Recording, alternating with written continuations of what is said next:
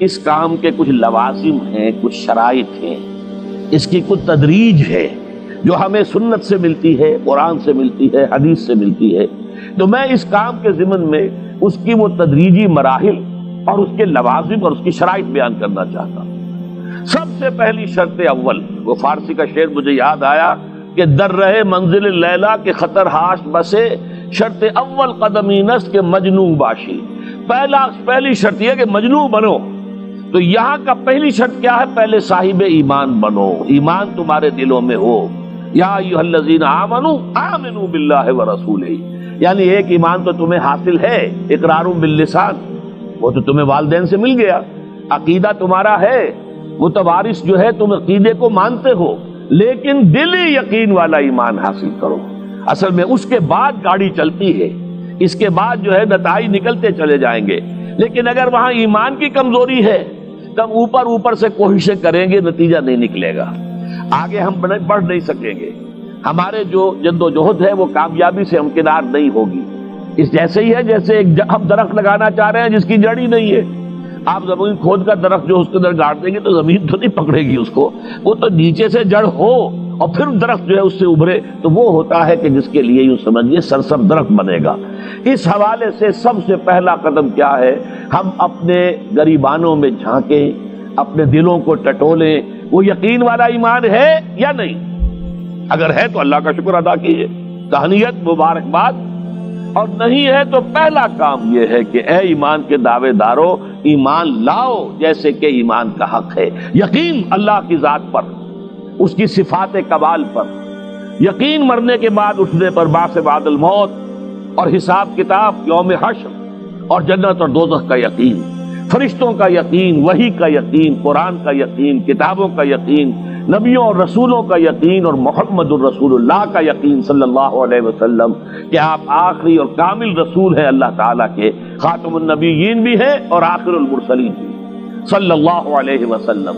یہ یقین پہلے پیدا ہونا چاہیے۔ تو اب ظاہر بات ہے کہ جب میں نے یہ بات اتنی بڑی کہی ہے تو پھر مجھے یہ بھی بتانا چاہیے یقین کہاں سے ملے گا، کون سی دکان ہے، سپر مارکیٹ کوئی ہے جہاں پر کہ یہ جنس بکتی ہو؟ پہلی بات تو یہ ہے کہ اس کے لیے آسان ترین طریقہ کیا ہے؟ صاحب ایمان کی صحبت اختیار کرو۔ جیسے آپ بھٹی کے آگے بیٹھیں گے تو حرارت پہنچ جائے گی، آپ برف کی سل کے قریب بیٹھے ہوں گے ٹھنڈک پہنچ جائے گی۔ اگر صاحب ایمان ہے، کسی کے دل میں یقین والی بھٹی دہک رہی ہے، تو اس کے قرب سے آپ کے اندر بھی یقین پیدا ہو جائے گا۔ دوسرا طریقہ یہ ہے کہ شریعت کے احکام پر عمل کیے جاؤ، اس عمل سے بھی یقین پیدا ہوتا ہے۔ یہ دو طرفہ معاملہ ہے، یقین سے عمل پیدا ہوتا ہے اور عمل سے یقین پیدا ہوتا ہے۔ جیسے آپ کہتے ہیں وشیس سرکل، وہ بری شے ہوتی ہے کہ ایک چیز ہے بڑھ گئی تو پھر اس کے اور خرابی بڑھ گئی، اس سے پھر وہ پہلی خرابی اور بڑھ گئی، پھر وہ اس سے اور خرابی بڑھتی چلی گئی۔ جیسے پیچ آپ کہتے ہیں ہر چکر کے ساتھ وہ پیچ آگے بڑھتا جاتا ہے، اسی طریقے سے بھلائی کا بھی ایک سرکل ہے۔ ایک نیکی آپ کریں گے آپ میں ایمان پیدا ہوگا، اب آپ زیادہ نیکی کریں گے تو اب اور زیادہ ایمان پیدا ہوگا، تو یہ دو طرفہ سرکل ہے۔ اور تیسری بات جو ہے، خاص طور پر فہیم، ذہین، انٹلیکچوئل لوگ، سمجھدار لوگ، اور آج کی دنیا آپ کو معلوم ہے کہ ہمارے نوجوان طبقے میں بہت بڑی تعداد ہے بہت سمجھدار لوگوں کی، اس لیے کہ ان کی معلومات کا دائرہ بڑا وسیع ہو گیا ہے۔ جدید دنیا میں جو علوم ہے ان کا ایکسپلوژن ہے، دھماکہ ہو گیا، اتنے علوم پھیل گئے اور اس کے اثرات ہیں۔ اخبار بین لوگ بھی جو ہیں وہ بھی ایک طرح سے ہر ایک ان میں سے فلسفی ہوتا ہے، آپ اس سے ذرا بات کر کے دیکھیے، وہ اپنے فلسفے بگاڑے گا، اپنی رائے دے گا، معلوم ہوتا ہے کہ شاید سب سے بڑا سیاسی تجزیہ نگار یہی ہے۔ لہذا وہ لوگ کہتے ہیں کہ ہمیں تو وہ بات بتاؤ جو ہماری عقل کو بھی اپیل کرے۔ یہ جو معاملہ ہے وہ ایمان جو عقل کو بھی اپیل کرے، اس کی سورس صرف ایک ہے اور وہ قرآن حکیم ہے۔ مولانا ظفر علی خان نے ایک شعر کہا تھا بہت سادہ انداز میں، وہ جنس نہیں ایمان جسے لے آئیں دکان فلسفہ سے، ڈھونڈے سے ملے گی عاقل کو یہ قرآن کے سپاروں۔ عاقل جو ہے انٹلیکچوئل، ایک ہے عام آدمی جو ہے صاحب یقین کی صحبت سے بھی یقین پیدا ہو جائے گا، عام آدمی عمل کرتا رہے گا اس سے بھی یقین پیدا ہو جائے گا، لیکن عاقل، انٹلیکچوئل، وہ شخص جو کہتا ہے پہلے میری عقل کو اطمینان ہونا چاہیے پھر مانوں گا، اس کے لیے جو سورس ہے، منبع ہے، سرچشمہ ہے ایمان کا، وہ صرف اور صرف قرآن ہے۔ اس میں غور و فکر کرے، انسان اس طرح قرآن کو پڑھے کہ وہ براہ راست اس کا مفہوم اس کے دل کے اوپر اترتا چلا جائے۔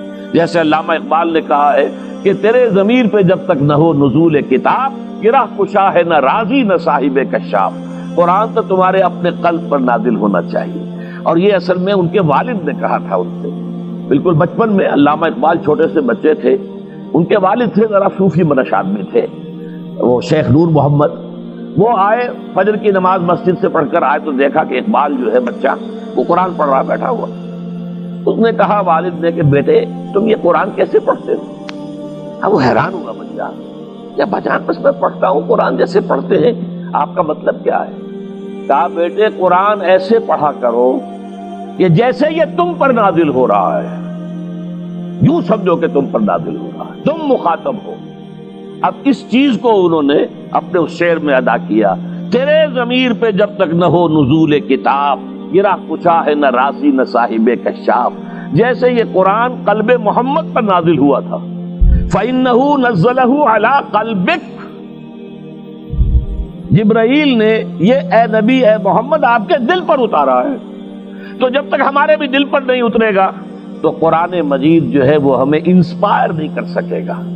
ترجمہ آپ پڑھیں گے، کچھ آپ کو معلوم ہو گیا اس کا مطلب یہ ہے، تفسیر پڑھا، اچھا جی ٹھیک ہے فلاں مفسر نے یہ لکھا ہے، فلاں نے یہ لکھا ہے، یہ معلومات تو مل جائیں گی، لیکن وہ اندر سے جو موٹیویشن ہوتی ہے، اندر سے جو جذبہ ابھرتا ہے، اندر سے جو ایمان جو ہے چشمے کی طرح قلب کی گہرائیوں سے ابلتا ہے، وہ نہیں ہوگا۔ وہ اسی وقت ہوتا ہے کہ جب وہ انٹلیکچوئل آدمی جو ہے وہ کم سے کم اتنی تکلیف ضرور کرے کہ اتنی عربی سیکھ لے کہ عربی جو ہے قرآن مجید اس کے براہ راست قلب پر نازل ہو سکے، وہ ترجمہ نہ دیکھے۔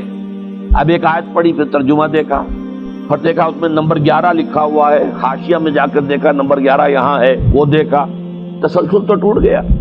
اب وہ بات نہیں رہی۔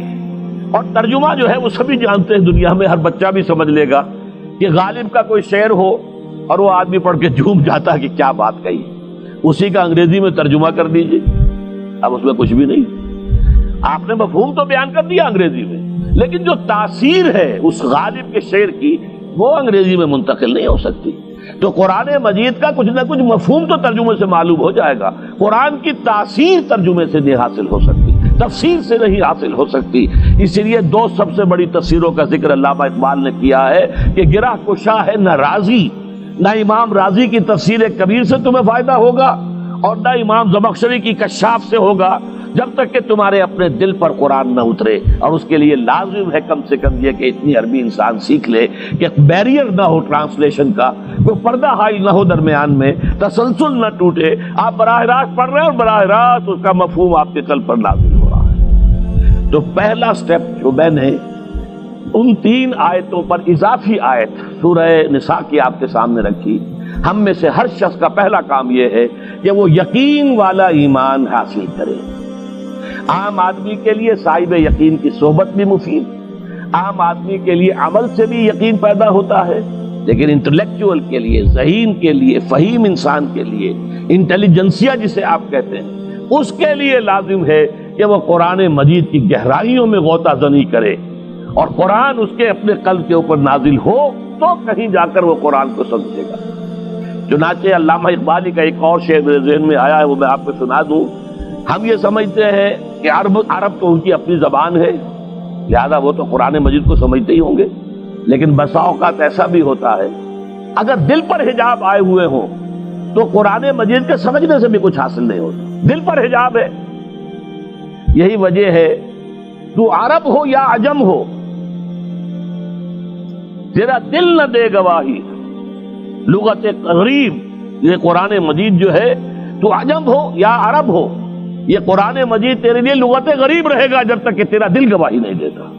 تو ایک تو طلب ہدایت ہو انسان کے اندر، اور دوسرے یہ کہ قرآن مجید کو براہ راست نازل ہونے کا موقع ملے قلب کے اوپر، تو ایمان یقین والا حاصل ہوگا۔